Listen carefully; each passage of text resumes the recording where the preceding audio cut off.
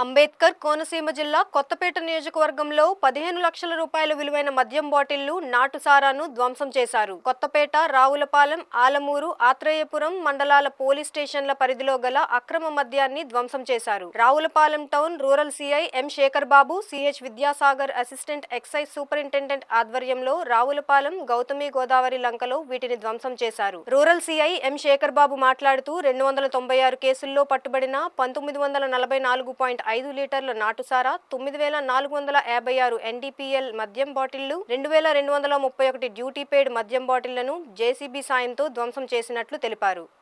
అందరికీ నమస్కారం. ఈరోజు గత కొంతకాలంగా రావులపాలెం టౌన్, అదేవిధంగా Ravulapalem rural circle, Atreyapuram, Kothapeta, Alamuru police స్టేషన్లో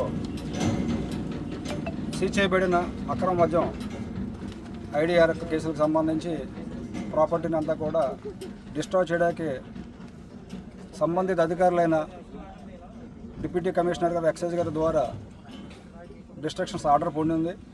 ఈరోజు అమలాపురం అసిస్టెంట్ ఎక్సైజ్ సూపరింటెండెంట్ గారి యొక్క ఆధ్వర్యంలో రావులపాలెం పోలీస్ స్టేషను SHO అయిన నేను, అదేవిధంగా రావులపాలెం రూరల్ సిఐ గారు విజయసాగర్ గారు, ఆలమూరు ఎస్ఐ గారు, కొత్తపేట ఎస్ఐ గారు, ఆత్రేయపురం ఎస్ఐ గారు మరియు మధ్యవర్తుల సమక్షంలో ఆ కేసు ప్రాపర్టీని ఈరోజు తగిన ప్రికాషన్స్ తీసుకుని డిస్ట్రక్షన్ చేయడం జరిగింది.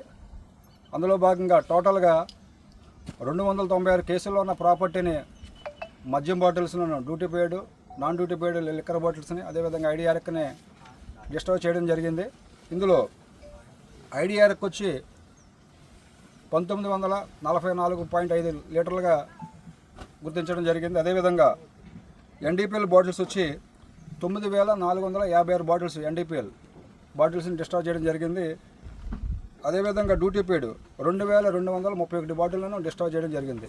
ఇదంతా కూడా పక్కాగా ప్రాసెస్ ప్రకారం సంబంధిత అధికారుల దగ్గర నుండి తగిన ఉత్తర్వులు పొంది ఇది నిర్వహించడం జరిగింది. దీని మీదట పోలీస్ స్టేషన్లన్నీ కూడా ఈ యొక్క సీజర్ ప్రాపర్టీతో నిండిపోవడంతో ముందస్తుగా SP గారి యొక్క సూచనల మేరకు, వారి యొక్క డైరెక్షన్లో ఈ రెండింటిని కూడా క్లియర్ చేయడం ఉద్దేశంతో ఇదంతా కూడా వేగవంతంగా చేయడం జరిగింది.